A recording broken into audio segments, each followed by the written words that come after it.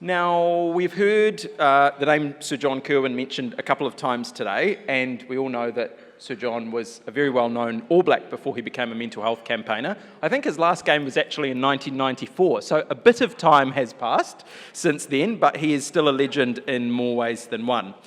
Now, when it comes to sports, we enjoy rivalry with our mates in Australia on the sports field, but when it comes to public health and health promotion, we actually have quite a bit in common.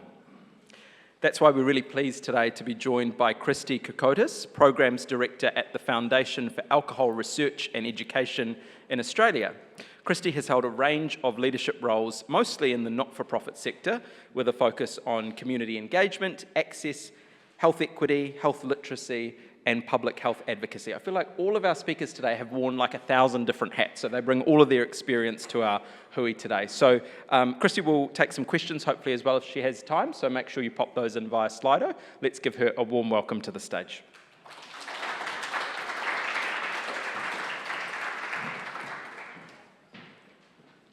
Okay. I'm not as tall as everyone else, so I'm just adjusting this slightly. All right. Tēnā katoa, tēnā katoa, tēnā katoa katoa. So my name is Kristie Cocotis, and I'm part of the incredible team at the Foundation for Alcohol Research and Education, also known as FAIR. Thank you to the matua for the mihi at the start of the symposium, and I'd like to acknowledge the tangata whenua of Aotearoa, New Zealand. FAIR has an ongoing commitment to be guided by Aboriginal and Torres Strait Islander peoples and organisations to work together to prevent and minimise the harm caused by alcohol and improve health and wellbeing across Australia. And so I'd also like to acknowledge the traditional custodians of the lands on which FAIR works and recognise the leadership of Aboriginal communities in alcohol harm reduction in Australia. I'd also like to express my sincere gratitude to Alcohol Health Watch, APSAD, Ministry of Health, and the entire organising committee for putting on such an important gathering and welcoming me so generously. Today, I'll be reflecting on the Australian experience of addressing commercial determinants of health and making meaningful change in alcohol harm and mental health. So, test out this clicker. Okay, so at FAIR, our vision is for an Australia free from alcohol harms, where communities are healthy and well, and where laws, policies and programs are fair, equitable and just. So this statement acknowledges that we need changes across a range of areas if we're going to achieve our vision of an alcohol free from alcohol harms. An Australia free from alcohol harms. I'll go this way. This is a graphic from our strategic plan, and the pillars of change focus on individuals, communities, institutions, and public policy. And this may be familiar to many of you based on the socio-ecological model. We recognise to create change and achieve our vision, we need to work across all of these levels. And therefore, my focus of my talk today will be about how at FAIR we've put this into practice to address these commercial determinants of health and make meaningful change in alcohol harm reduction and mental health.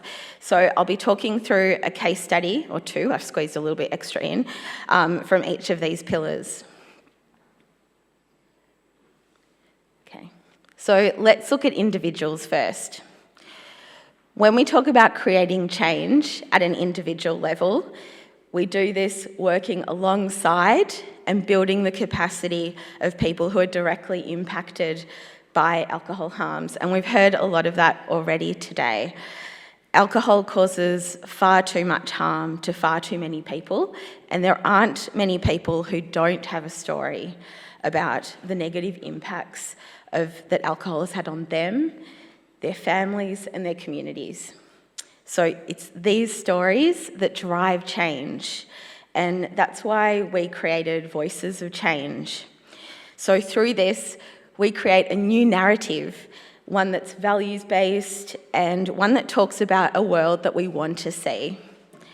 And through sharing these stories, we cut through the stigma that exists around alcohol use and harms and create an environment where this change is actually possible. So it's these deep connections and relationships that guide our work in this first pillar, the capacity for us to walk alongside people to create the change they're seeking in their communities. But over time, within our organisation, we've learnt from our experiences and built on this work. We've formalised structures and processes and procedures to ensure that we're supporting our lived experience advocates well and safely. And I thought it might be useful to share some of the learnings that we've had from engaging with individuals within this work. So first and foremost, strong leadership and support from the top down and across the organisation has been absolutely essential to the success of Voices of Change. Without this, there isn't the trust or safety for individuals to share their story and know that we are supporting them well in their own way to be able to do what they want to do. Both our former CEO, Katerina Georgi, and now our interim CEO, Ayla Chorley, connect and build relationships with our lived experience advocates, and it works the whole way across the team. It's really important to be clear within the organisation and with advocates on what support and resources you can provide so that they can make an informed decision. We have those policies and procedures in place, and we allocate budget to ensure that we are paying advocates appropriately. And we're also now, as I mentioned, fortunate to have Kate as our Senior Community Engagement Advisor, who ensures that the processes are in place but that they're also followed. We need to provide as much information as possible up front and always be clear about what your organisation can and can't provide in terms of support and advocacy opportunities for that person to be able to reach their own goals. When working with advocates, we often seek feedback from them, and when we're doing that, it's most helpful to communicate early and often share drafts, keep updating them, listen and implement the feedback. FAIR works both with people who are experienced advocates and also people who have never engaged in advocacy before. And everyone works differently. It's important to have open conversations from the outset about individuals' needs, boundaries, triggers and goals, and revisit these often. Empower advocates to share their message in the way that works for them, not for the organisation. And take plenty of time. We hear from people at all stages of their experience, sometimes in the immediate aftermath and sometimes years after a specific event has occurred. Grief and trauma are not linear, and it's important to be cognizant of how prepared a person is to engage in advocacy, particularly publicly. Ensure that you take the time to build a relationship with them and check in where they're at. Which then leads to my next point, which is to make it really easy for someone to say no.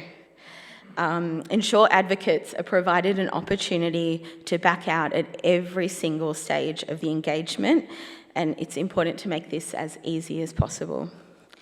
And be aware that as an organisation or a representative of one, you hold a level of power. We spend a lot of time reflecting on how we're working with lived experience advocates, debriefing, checking in to see what support they need. Our second pillar that I want to talk about is communities. Our work with individuals is supported by our work with communities. In this pillar of change, we raise community awareness for the development and delivery of evidence-based and innovative health campaigns. This work also supports all of the other pillars that I'm going to talk about today. Our health campaigns are based on evidence of what works, they're values and strength-based, and they always engage people directly affected in the design and implementation. The evaluation of these campaigns informs continuous improvement to generate the greatest impact we can with the resources that we have. The campaign Every Moment Matters is an example of this as part of the National FASD, Fetal Alcohol Spectrum Disorder Program, which is endorsed and funded by the Australian Government. This campaign is about alcohol, pregnancy and breastfeeding. We have collaborated with organisations, people with lived experience and health professionals to develop this campaign. And after 3 years in field, the campaign is making a difference. We see this from the independent evaluation that we're doing, and we've also recently released a social return on investment report on this as well. As a side note as well, because of the theme as well that we're talking about today, we know that mental health concerns and conditions disproportionately impact those with FASD. It's a very important area to be working in.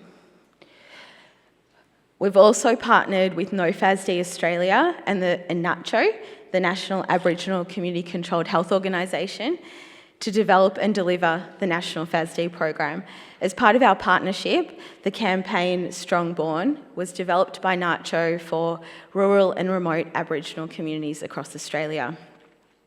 And as part of this program of work, Aboriginal community-controlled health organisations in rural and remote areas are also able to access grants to be able to tailor the campaign to their local communities.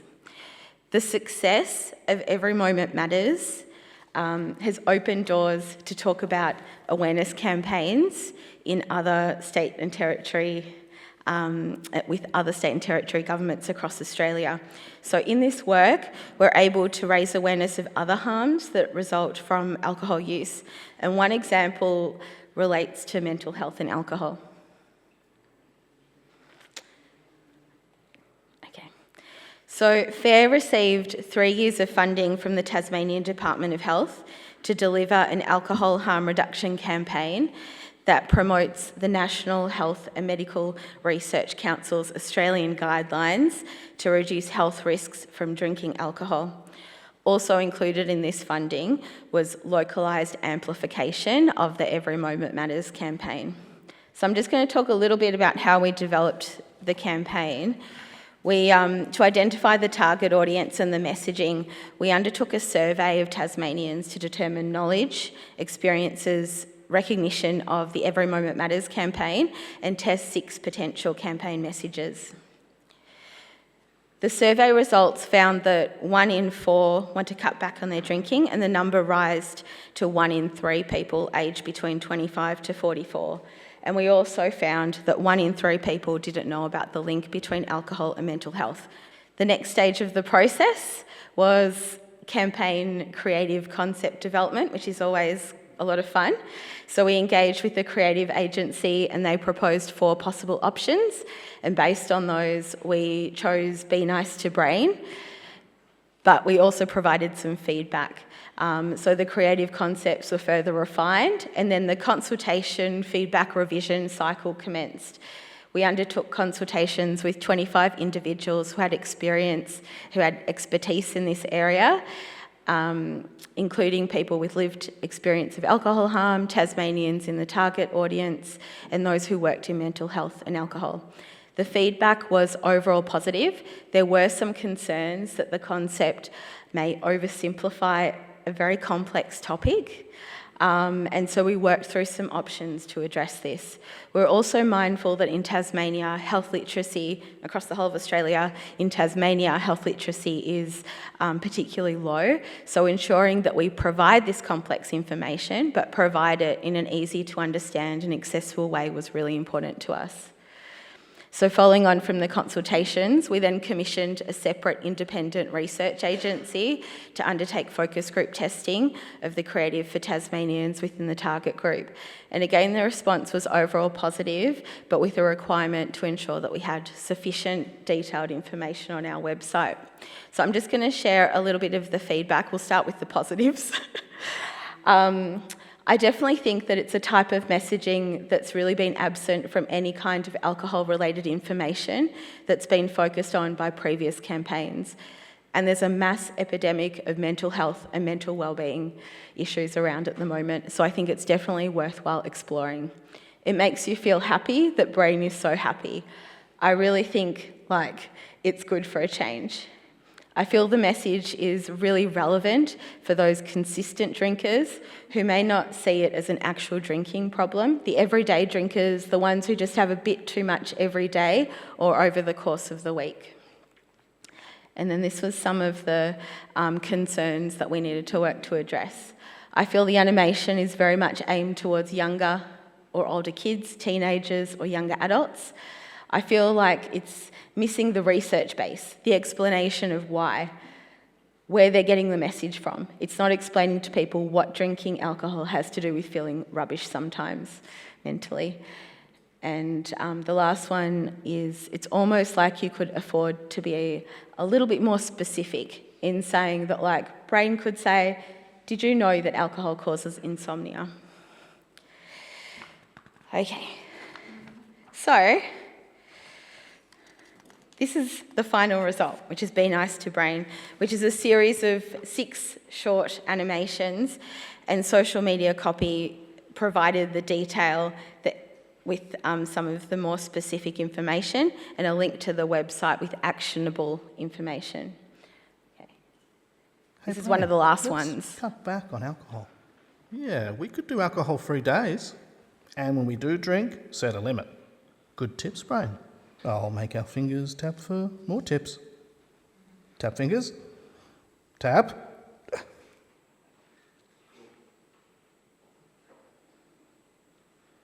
Okay. So in preparation for the campaign launch, we developed a website, stakeholder kit, fact sheets, posters, banners, social media tiles, and a communication plan.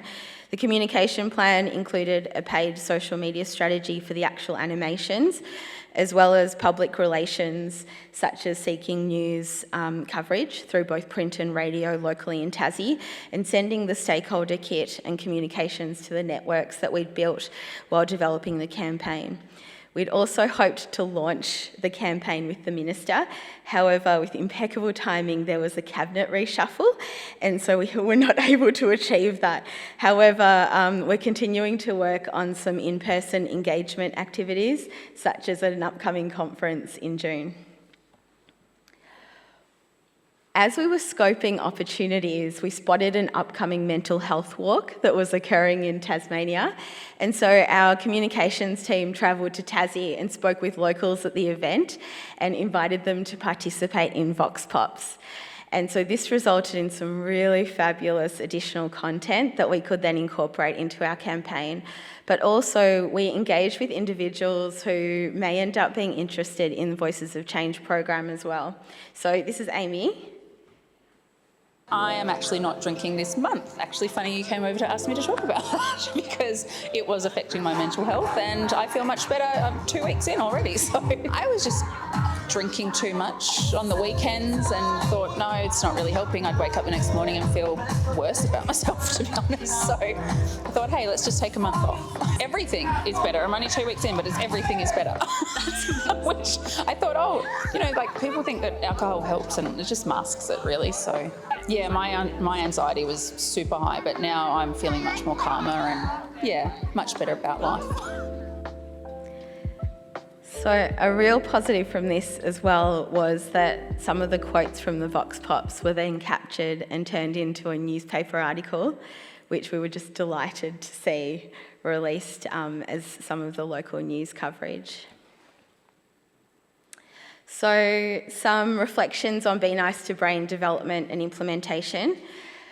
Right at the start, we recognise that our expertise is in alcohol harm reduction or alcohol-related harms and not in mental health. And so we were extremely careful about how we approach a campaign with a focus on how alcohol and mental health intersect. And this is why we worked closely with our steering committee, had many consultations with health professionals and those with lived experience, and undertook significant community testing to ensure that we got the messages right. We focused on health promotion principles around strength-based messaging, behaviour change methodology, and health literacy. And we worked very closely with our media buyer to monitor the social media performance. Making really minor changes to the goals made a huge difference in engagement and clicks through on the website. So our next steps, we've got 12 more months left of funding, and so we're focused on community engagement. We've been meeting with the regional health promotion teams and working on how to further disseminate these messages. And we're seeking to identify some testimonials and case studies from people in Tasmania who have engaged in the campaign, and to learn more about how it's actually been received in Tassie, and then go from there. Okay, so we're now on to our third pillar. So our third pillar of change is called institutions, with the aim of increasing industry accountability. FAIR, as many of your organisations here today, exists because we, like many Australians and New Zealanders, believe that the most important thing is health, well-being and equity, and we believe that this should be prioritised ahead of vested interests. But there are many examples of companies that sell alcohol and trade in sharing data where they engage in harmful practices that fuel harms. So we shine a light on these practices so that we can make recommendations to government about ways that laws and policies can be strengthened to prioritise community health and wellbeing. So the case study that I want to talk about today is focused on highlighting industry influence in politics and decision making. Industry influence is lobbying with inducements to sway government decisions and policies towards being favourable to industry to protect their profits. We know these companies are lobbying political donations, hospitality and gifts, and job offers to gain access and sway political decisions. Figures from the Australian Electoral Commission Transparency Registry showed that alcohol and gambling companies and lobby groups donated $2.47 million to political parties in 23-24. The harmful impact of this is clear. Industry influence is shown in policy reversals, delays to regulations that protect communities despite clear evidence of the harm to public health. This isn't about a transaction and outcome. It's like storm clouds overhead that everyone can see, and everyone knows the actions that lead to the cloud pouring down. These clouds make it so that political advisors are hesitant to touch the issue, politicians are worried about the possible repercussions, and public servants tread very carefully. The mere presence of the cloud and the threat of negative outcome results in inertia or tinkering around the edges by decision makers. It results in discussion roundtables to make sure that big business is okay before reforms are made, and it halts progress. It makes people sicker, poorer and more isolated, and it makes a couple of people very rich. So it's all very doom and gloom, isn't it? So what action can we take? So in October 2024, FAIR and the Alliance of Gambling Reform launched a new search engine tool, the Influence Engine, with funding from Manifera, which is an organisation that works to boost democracy processes. The tool is freely available at influenceengine.org.au, and the Influence Engine makes information on influence accessible by allowing users to search politicians' declared interests, like shares, gifts of hospitality from corporate entities. From using the tool, we know that in this, I know that's just finished, but in this federal Australian parliamentary term alone, alcohol companies and lobby groups delivered 86 gifting events to 52 politicians, including tickets and hospitality to sporting events such as the Australian Open, the Melbourne Cup, and gifts of alcohol over the value of $300. The Influence Engine works by scraping and updating data from the Parliamentary Registry of Interest every 24 hours, making previously hard-to-access information searchable. This is so important to our work of highlighting industry influence because it saves time and boosts transparency by replacing hours of manual searching with a simple search tool. So I've explained it, but Matt's going to explain it much better than I did. So this is Matt, who's our senior digital media advisor, and here he created an explainer that went onto our socials, because this is a bit of a complex one to explain, and we know that our general community members aren't aware of what is happening to the extent that it's happening, and so we thought this might be useful. Who's influencing our politicians? We know that 1 in 4 federal politicians have received a gift from an alcohol company or lobby group, and 1 in 7 from the gambling industry. These gifts are usually tickets to events like the Australian Open or the Melbourne Cup. But how do we know this? Because of a brand new tool called Influence Engine. This tool was developed in conjunction with the Alliance for Gambling Reform and with funding support from Manafera. Influence Engine allows anyone in the community to browse the Parliamentary Register of Interests in as little as 5 seconds. For example, if you enter a search term like the name of an alcohol or gambling company, you will receive instant access to information about the gifts politicians have accepted or when they buy shares in these companies. Before Influence Engine, you would have to browse individual PDFs on the Parliamentary Register of Interests. The process was difficult and complicated, which is why Influence Engine is such a big deal for transparent democracy. We need to better understand who is buying influence. Search Influence Engine today to find out more. Gosh. Okay. So we've seen this put into action, particularly by the Alliance of Gambling Reform at this point in time.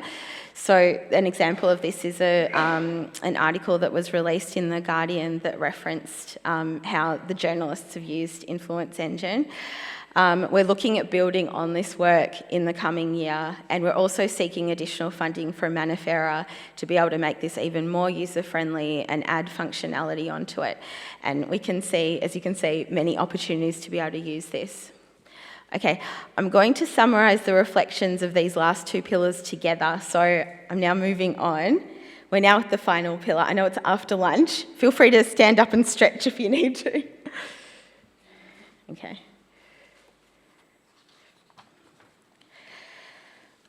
Okay, so our final pillar is public policy, with our aim to drive public policy change. As we all know, governments play a critical role in helping to keep families and communities healthy and safe.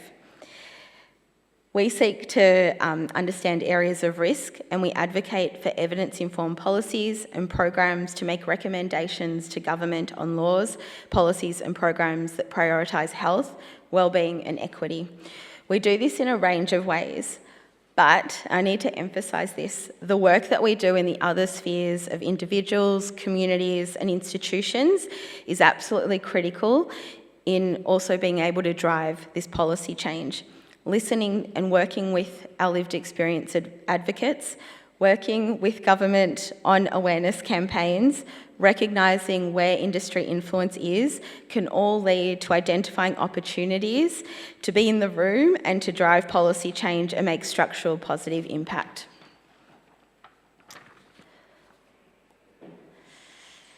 Okay, so the case study that I'll be focusing in on today in driving policy change is around online delivery in the context of the significant challenge of violence against women and children.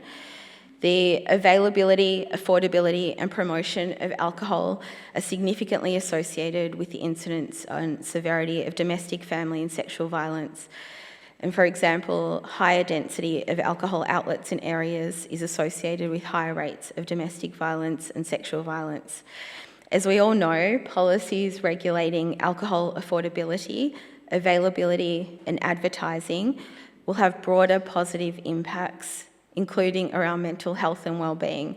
However, we had an opportunity within the policy landscape to focus this in on alcohol policies that target the availability, affordability and promotion of alcohol that can go a long way in preventing or reducing domestic, family and sexual violence.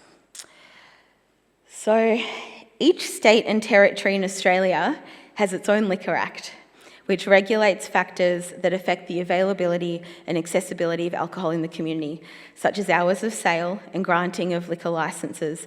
However, these liquor acts have the conflicting priorities of the alcohol industry development versus community health and safety.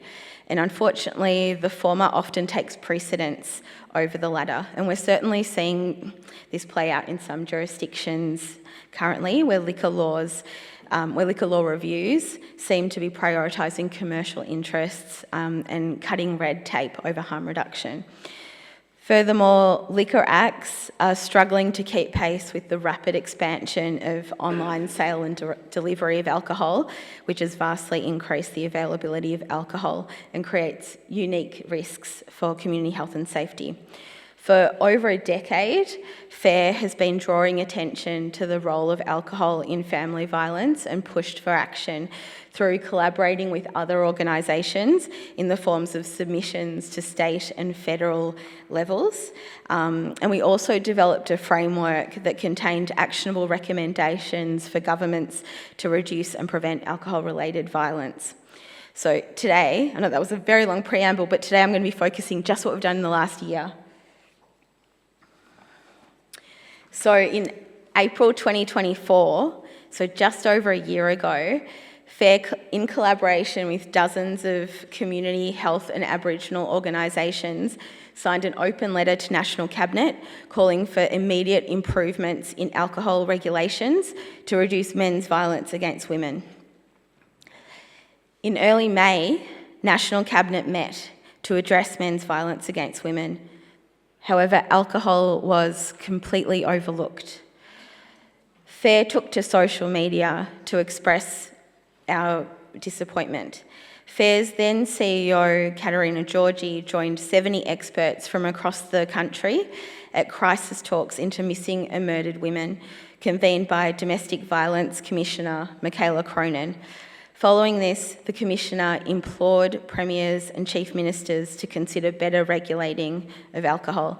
And Michaela also emphasised listening to the lived experience as well.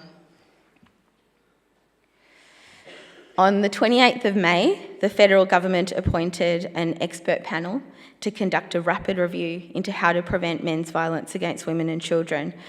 Following this, the whole team at FARE mobilised and was involved in a number of activities to urge government to take meaningful action on alcohol. This included media activities as well as conversations with high-profile advocates such as campaigner Jess Hill, Professor Michael Salter, Independent Senator for the ACT David Pocock, and federal member for Warringah Zali Steggall.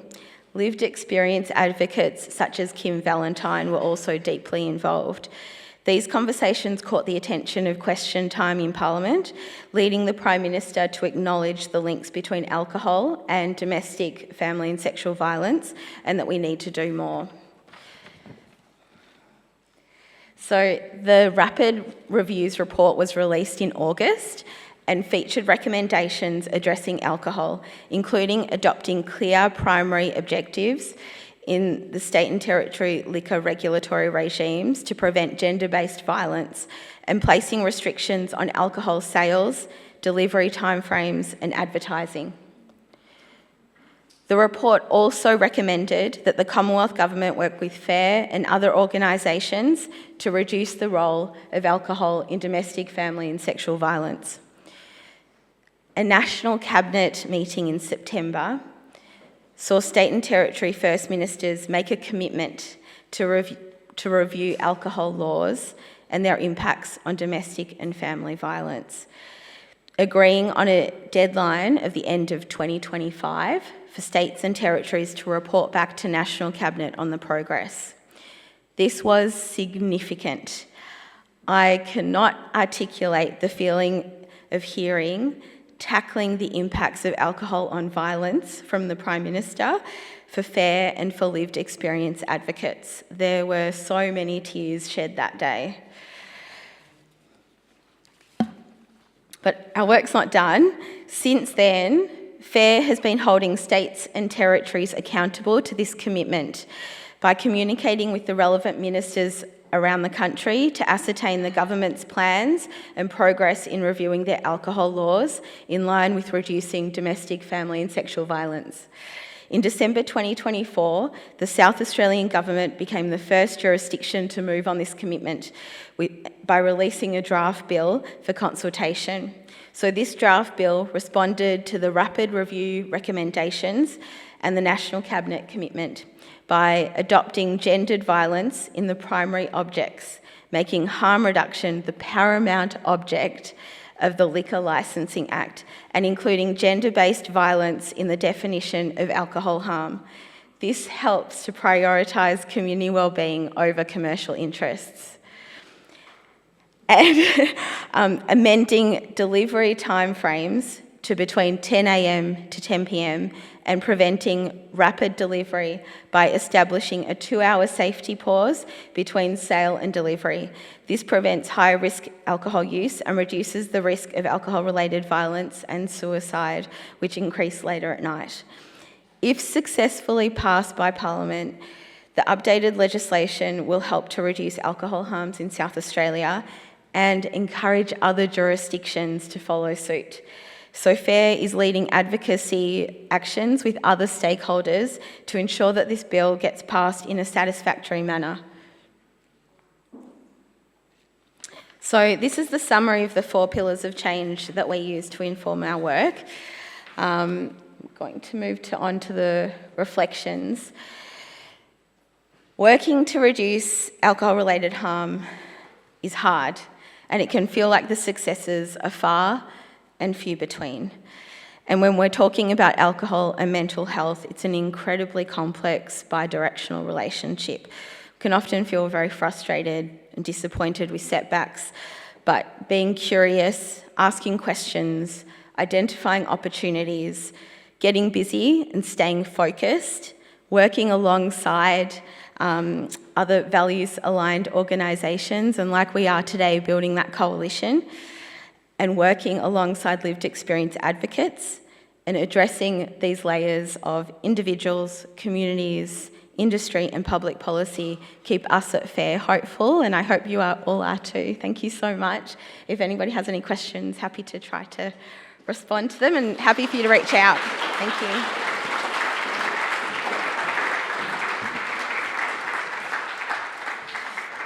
Thank you so much, Kristie. How good is the influence engine? Yes. Super impressive. Yeah. Alrighty, we later in the afternoon are going to be looking at some amazing and inspiring kaupapa Māori approaches, but now I'll hand over to the team from Alcohol Health Watch who are going to lead us in an interactive session. So Andrew, over to you.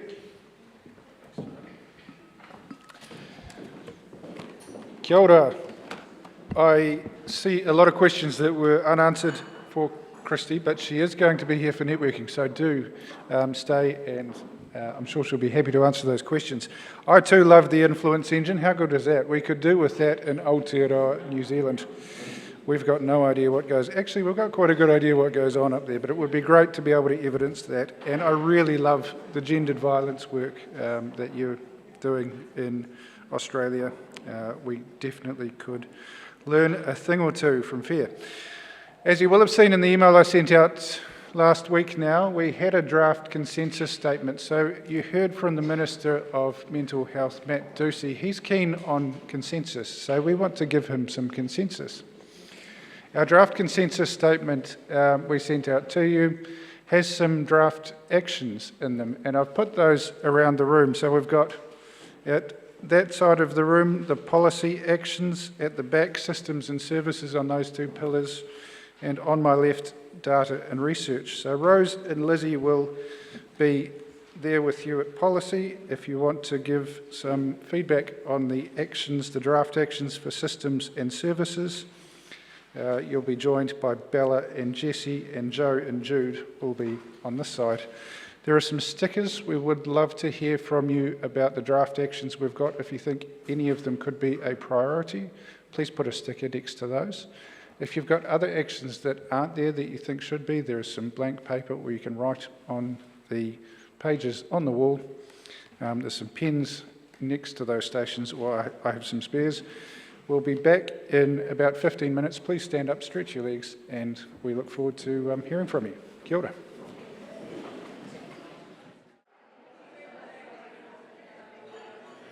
So we'll just go around the room very quickly and we'll get some feedback from our facilitators. We will start on the left with Joe and Jude. Data and research. Are there any standouts for you in the feedback that you've heard? Yes, thanks, Andrew. There are an awful lot of stickers and dots next to the action, investment in multi-Pacific-led research on experiences of mental health and addiction and prevention and post-vention strategies. With the caveat, and written on this form, and I endorse this 100%, listen to us. And Hey, Joe, hold the mic close. Listen to us and our whakaaro, and not at us or for us. There's also some support for some good support for the notion of a comprehensive mental health and addiction prevalence study. As I always say to people, we are very, very bad at collecting data here in New Zealand on these important issues, and I think that the community really feels that also. But I'm going to pass to Jude for some of the additional comments. So there was quite a lot of concern about the idea of a suicide registry. People wondered, what is this for? What about privacy issues? This is raising cultural issues, and how are whānau going to be supported? So I think a lot of really good questions there that we need to think about. People also wanted to ensure that data sovereignty was included at every stage of data collection and dissemination. Conducting research alongside community, making research more accessible for the general public to consume. People wanted more research on FASD, prevalence, more data on alcohol in general. So routine monitoring is really poor in New Zealand, particularly for young people. There were also lots of other suggestions. We probably don't have time to go into all of them, but thank you everyone for contributing your thoughts, and especially for raising those very important concerns. Kia ora. Thank you both for facilitating as well.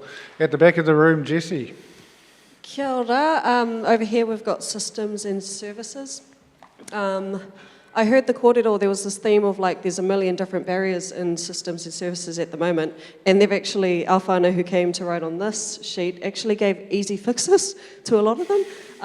Number one, remove special authority criteria so GPs can prescribe, help me, now tricks tone, yeah.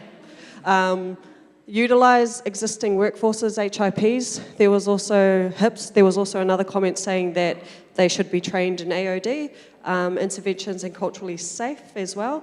We must ensure post-screening capacity to support whānau individuals, comprehensive services for vulnerable people, homeless people.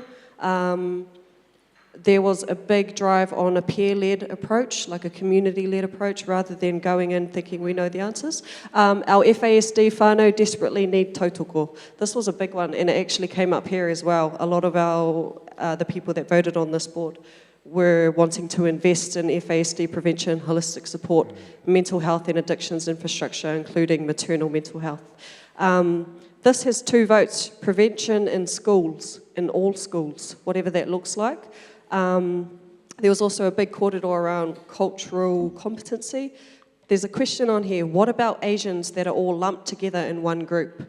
And the kōrero came from, there's actually Japanese, Chinese, Thai, how are we as a system lumping them all together and saying one thing works for them? So there's some mahi that needs to be done there. Working with cross-sector education, health, justice systems, how do we not work in silo? I don't know what that says. Widen workforce funding to include kinship, community, whānau initiatives. Tika tēnā? Cool. Yeah. Kia ora. And Bella, Jessie, would you pass that mic over to Bella?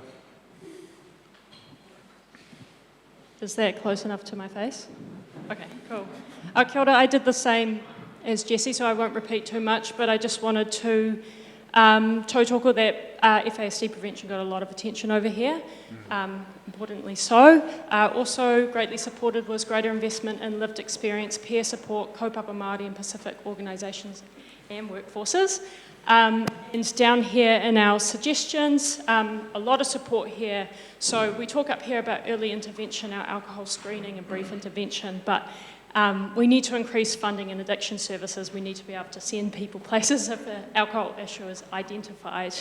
Another area here that got a lot of support is creating services and support for family and communities who are supporting people with alcohol issues.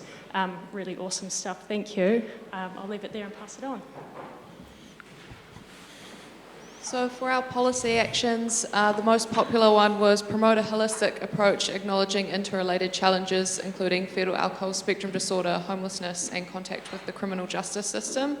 And then extras, extra points, addiction sectors, often forgotten and under-resourced. We need to articulate and address the relationship between substance-related harms, not necessarily just addictions, deprioritise industry influence from policy decisions, consider neurodisability, its contribution to mental health and subsequent alcohol harm, needing to mention kaupapa Māori policy, which is not the same as general population, not the same as just including Te Tiriti. On this neurodisability one, we've got and head injury, brain injury. No policies should be written that aren't cross-sector assured.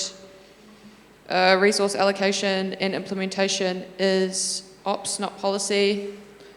Emphasis on alternatives, connection, holistic wellness, health definition, articulate policy interactions at multiple levels as per fair systems approach. And finally, last but not least, FASD, disability recognition and support. Kia ora, Rose. Kia ora. We had a lot of a similar support over here. Again, that promoting a holistic approach was our most voted for. Additional support for action-specific policies, including warning labels, particularly warning labels that came with pictures, and for plain packaging and for reducing industry influence through policy. There was the big word funding written across a whole lot that collected lots of dots all on itself, and the words appropriately resourced on the top line got underlined and has a row of sticky dots attached to it. So no good having policies that aren't appropriately resourced. Awesome. Thank you. We are at time, but I do want to assure you that in terms of developing this consensus statement and the priority actions, we will be back in touch with you. So we'll take all of what you've told us today. They will be up this afternoon, so if you didn't get time, do so at afternoon tea. As Winston Churchill said, now is not the end, it is not even the beginning of the end, but perhaps it is the end of the beginning. But with no further ado, I'll hand back to Jahan, really excited for the afternoon, and Zoe. Kia ora. Thank you. Thanks, Andrew.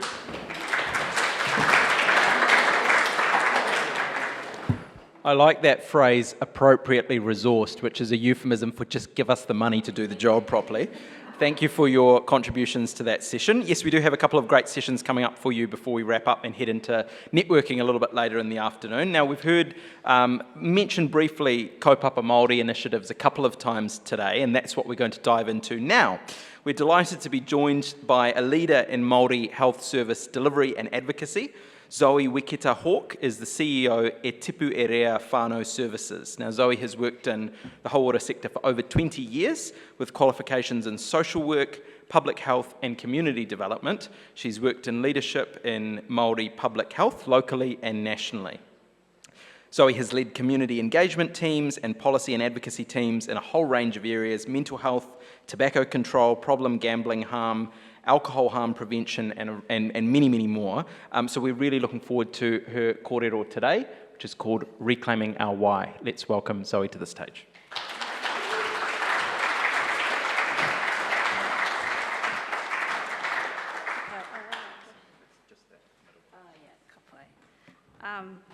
Don't know who wrote that intro for me, but it might be Jess. Thank you, Jess. Kia ora for that bio. I know you're tired. It's the end of the day. Now it's my job to try and keep you awake. So I will do my best. And to start with,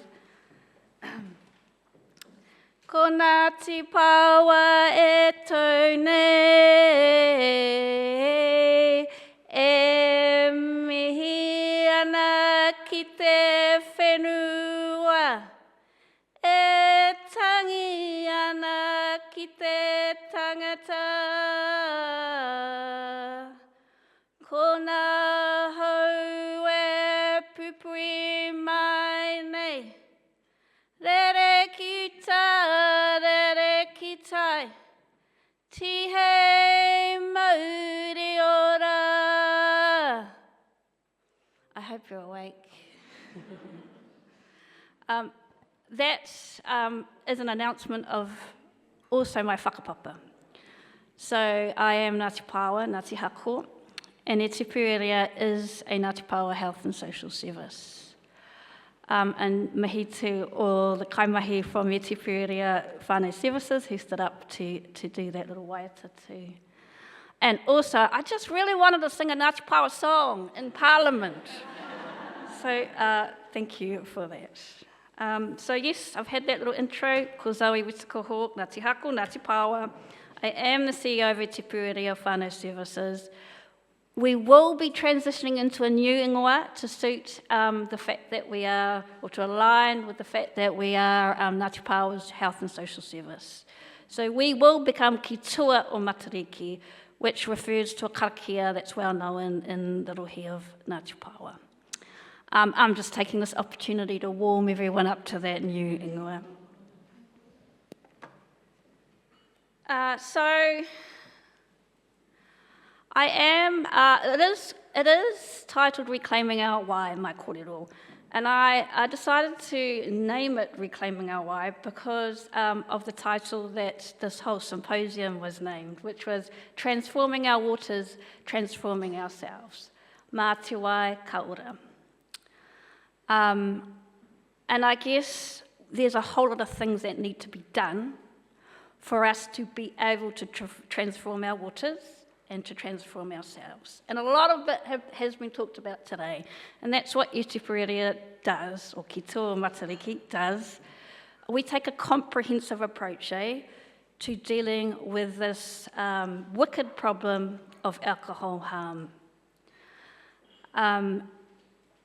But we also want everyone to know that actually transforming our waters and transforming ourselves is also about reclaiming who we are as Māori. We were once healthy. We did not have alcohol on our whenua, in our tikanga, in our world. So yes, we all want to transform our waters, we all want to transform ourselves, but I think there's something in knowing that actually we've been there before. This is not something new. Our hapu, our iwi, across Aotearoa were alcohol-free once. And I think for the mahi we do at e Tipu area, ki toa Matariki, this is a message that we send to all our young mama, because that's our focus, Our focus is our young mama, our papa, our hapu mama, and our mokopuna at e Tipu area, ki toa Matariki. And the message is, you can be what you were once. Our communities, our iwi, and our hapu can be what we were once. This is about reclaiming who we are. Now, we do it all at e Tipu area. We do policy and advocacy. We do services counselling. We do, actually, I have got a visual of what we do, which will be far more interesting than me talking about it. But I guess I want to say, yes, this is a kaupapa Māori service. This is an iwi Māori service, but don't be fooled that we don't do that comprehensive approach, because that is what is needed for change. And embedded in all our mahi is that belief that we are just reclaiming what we were once. This is nothing new. We're just on a journey to get it back. And of course, I was at a hui the other day where there were just all marketers in the room, not me, I'm the only one. But I did say I am very good at marketing my iwi. So I'm just gonna, because my presentation goes on to talk about my iwi and some of our historical relationship with alcohol, it's important to note, where the hell is Ngāti Pawa? I'm gonna tell you all right now.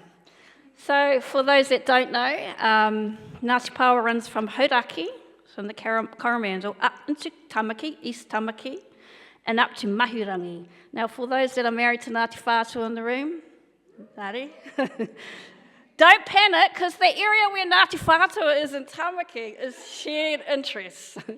And I'm married to Ngāti Whātua too, so I can say that.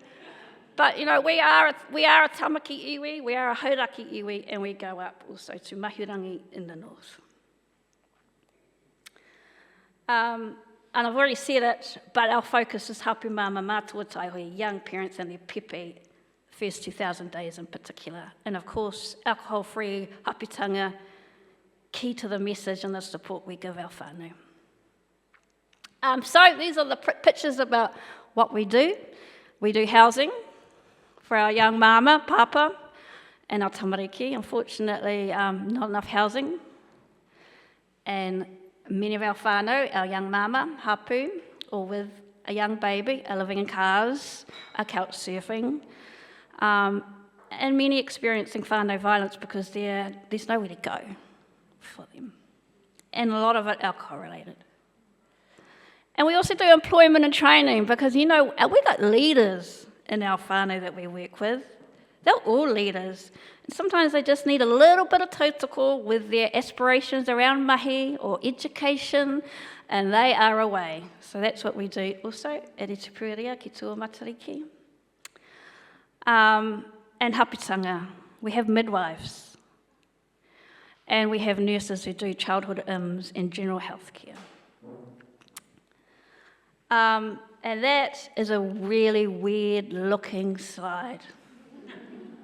I don't know what's happened there, but I guess my point on this slide was that we do all these beautiful services, and there's more to come, and we celebrate our young parents, but at the same time they're juggling whānau violence. They've got these aspirations, they're leaders, we know they're amazing, they are amazing, but they're dealing with whānau violence, mental health issues, homelessness.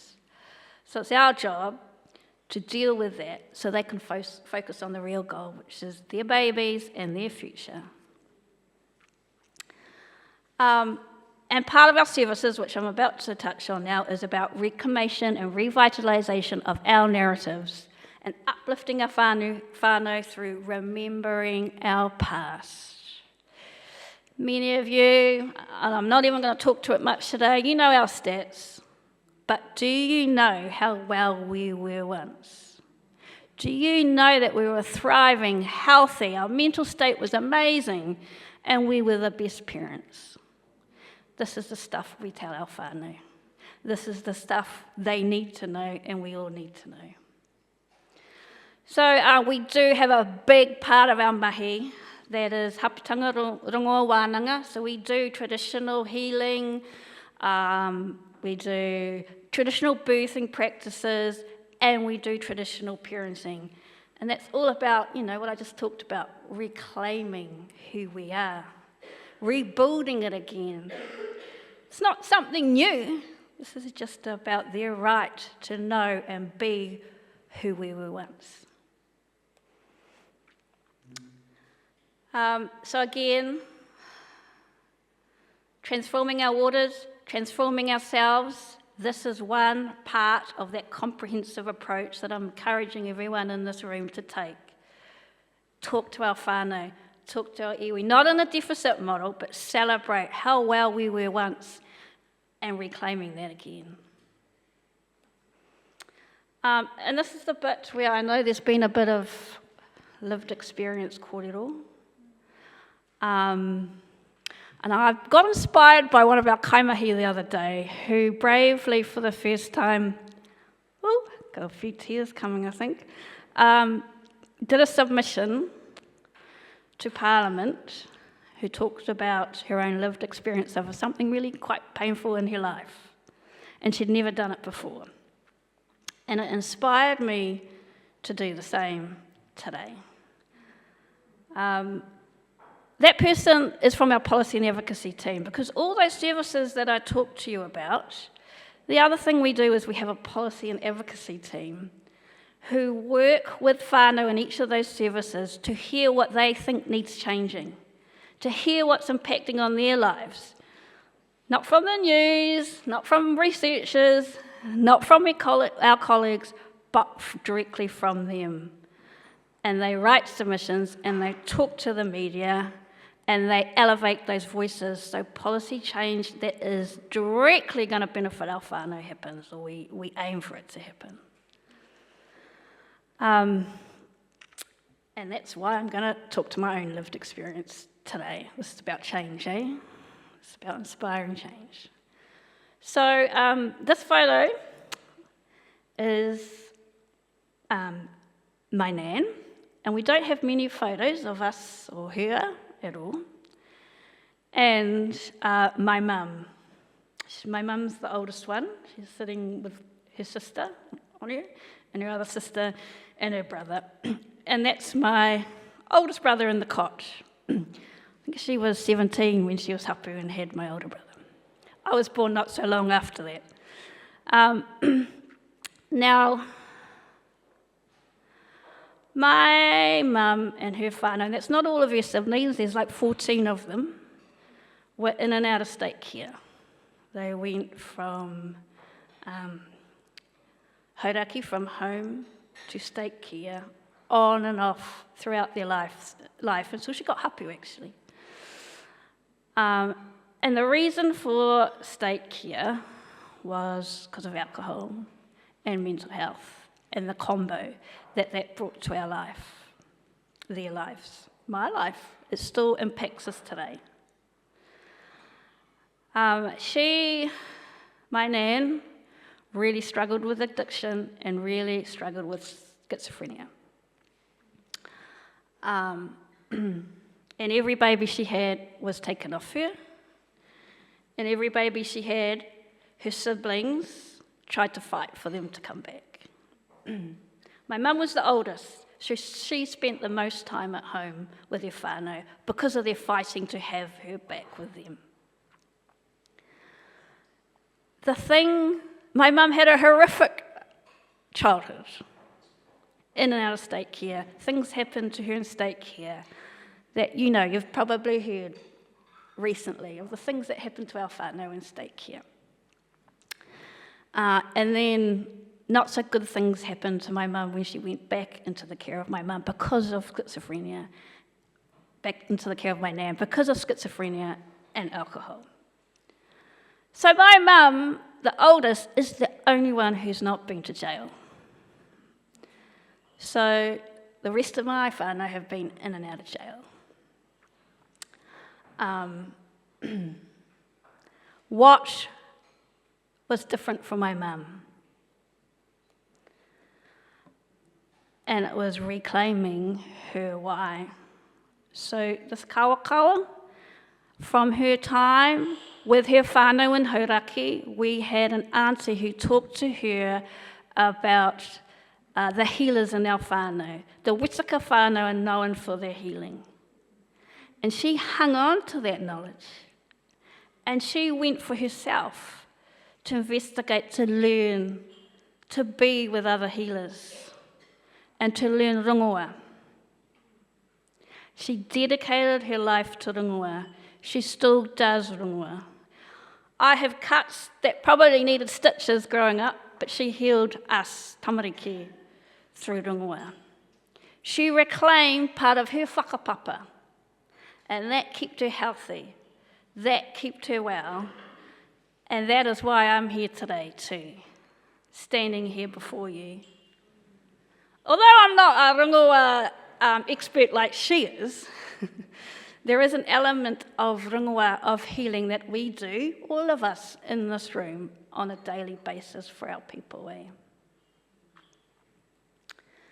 And this is why reclaiming what we were, all those gifts, all that knowledge, all that mātauranga Māori, is so important to the work we do every day with our whānau. That's why we do tupuna parenting. That's why we do haputanga wānanga. That's why we have rongoa clinics. All those things are who we are. Alcohol is not who we are. So, and just to hit this home a bit, and I don't know why I chose white people to quotes to do this, but I think there's something about being in the sector and being Māori, or being Māori in general. You learn that sometimes the voice of non-Māori can be a bit more powerful than Māori, unfortunately. I think it's called racism. Just to hit home how well we were and how alcohol-free we were as hapu, as iwi, as whānau, these are some quotes from first observations by Cook's botanist Joseph Banks. And you may know these already, but I guess I'm showing you them because they're the tools to reclaim our why. This is how we were. This is not something I've made up, we've made up. And often some of our solutions to hauora do seem, from some decision makers, a bit waffly, but they're not. Water is their universal drink, nor do I see any signs of any other liquor being at all known to them or any method of intoxication. That was their early observations. And alcohol wasn't part of who we were, wasn't part of our culture, it wasn't an Aotearoa until the arrival of Europeans. You know that, I'm sure everybody knows that. Who knows that? Put your hands up if you know that. Yeah, we do know that. We've come a long way in a bad way. And these are other little quotes too, eh? And I'm putting this one in because we do tupuna parenting, eh? And it's consistently the message that our young whānau come to our service with is that you've got to be tough as parents, your kid can't talk, they've had those messages. They've been in state care, a lot of them themselves. So this is an intergenerational kind of discourse about who we are as Māori parents. It's the same thing. We've got to reclaim who we really were.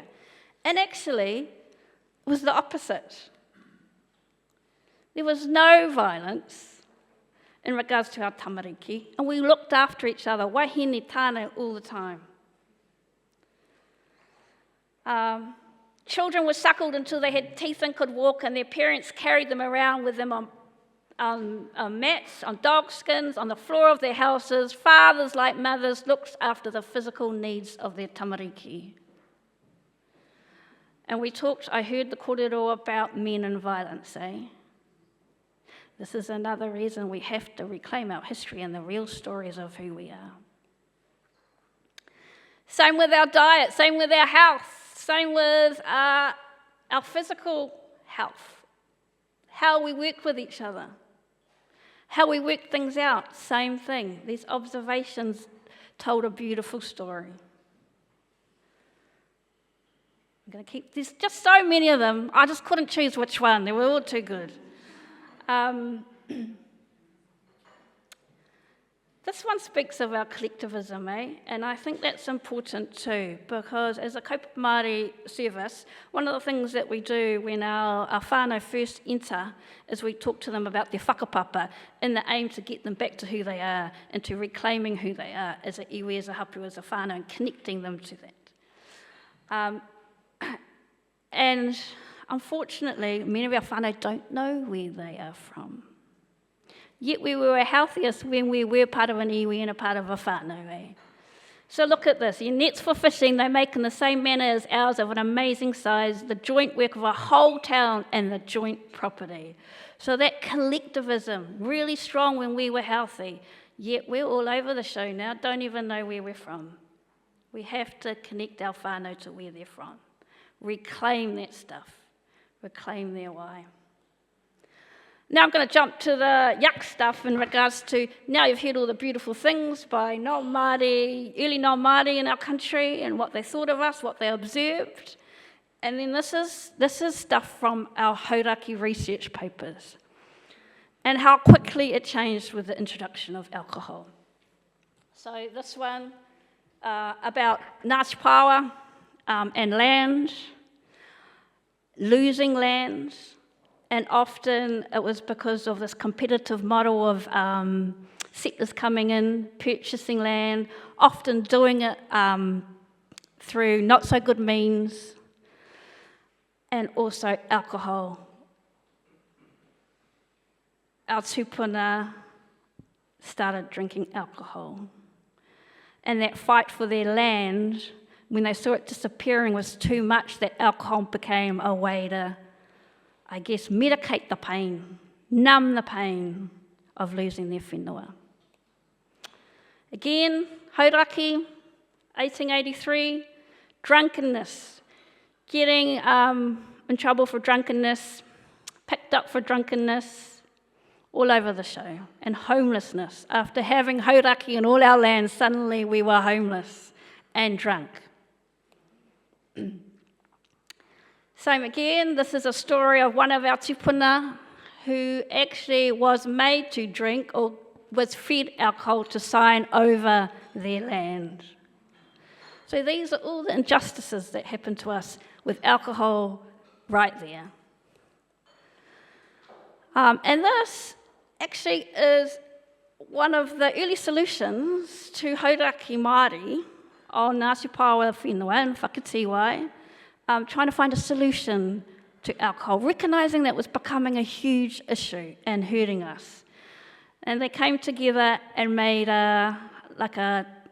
agreed tikanga with each other, chiefs, around protecting their whānau hapu and iwi from alcohol and agreeing that there will be a fine if anyone is caught with alcohol in their rohi. I just want to acknowledge too, my tupuna is in this one, Piri Paroni, and also our lovely Mary over there, her tupuna too. So back then we were trying to find solutions, to things that were hurting us, alcohol that was hurting us. Don't know what that went a bit sideways, aroha. Now reclaiming our why. There's actually a whole lot of beautiful words using why in Māori. Our language is all about health and well-being. Waipiro, alcohol, is not one of them. And we want to reclaim all the other beautiful things and really soak our whānau in the good why. And these are just a few examples that we talk about with the whānau that we work with. And our own whānau, my whānau. Waiora, pure, healthy water. Wairua, 2 waters. So that's about our spiritual and our physical. Waitai, salt water. Waipuna, spring of water. Waitapu, water used for ritual and ceremony. My mum taught me all about Waitapu when she started her journey on Rongoa. Waiorangi, waters of rangi nui sky. Father, Waionuku, waters of Papatua Nuku, our earth mother. These are all the whys that we want to reclaim. So I guess my message today is not to get trapped in a deficit model, that there was a time we were thriving, that we were well, and that alcohol wasn't harming us. And we need to remind our whānau about that. And do a whole lot of activities, and I know on that sign up there, on that piece of paper up there, there were Māori and Pacifica services with lots of red dots. At the moment, unfortunately, some of the putia, some of the funding that we are receiving, well, we're receiving to do all this good stuff, is being taken back because of this undervaluing of what reclaiming our why can do. So I guess I'm asking you guys today too, to support and believe wholeheartedly in what this stuff can do, and call for change, and call for more Māori and Pacifica services, getting the putia, the resourcing we need to connect our whānau to our wai anō.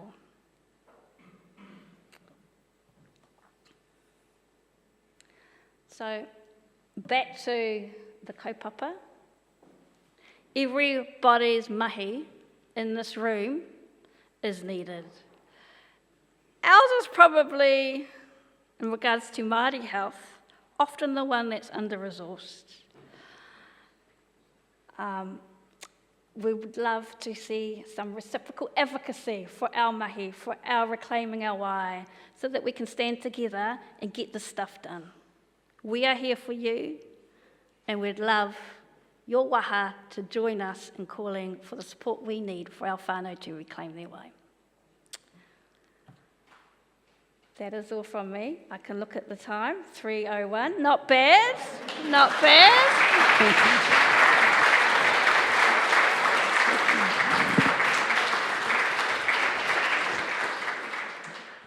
And I just want to say thank you for staying awake. It's a long afternoon. Well, it wasn't hard, Zoe, given that your presentation was so inspiring, and I think those examples that you included were quite confronting and revealing for a lot of people, to the extent that we have a number of people saying, can we please have your slides? So is that possible? Of course, Okay. yes, take them. And we've had a couple of those questions throughout the day as well, so we'll make sure, we'll check with our presenters and see who's comfortable to share, and the team will be in touch after this. Just before we let you go and we break for afternoon tea, what is the number one thing that you would want to put on the agenda for the decision makers, the politicians here in Wellington, and also anyone of influence in the sector to advocate for that would make a big difference to the whānau that you work with every day? Big question, really big question. But I think decision makers need to understand that it's not one solution that's going to get us to where we need to get. And often they tend to favour some and ignore the others. For example, the kōrero on the industry. That has to be part of that comprehensive approach. You can't leave a part of the puzzle out. And certainly not Māori solutions, and the industry needs to be kept in check. So that today is my message to decision makers. Kia Awesome. ora. Let's give a big round of applause to Zoe.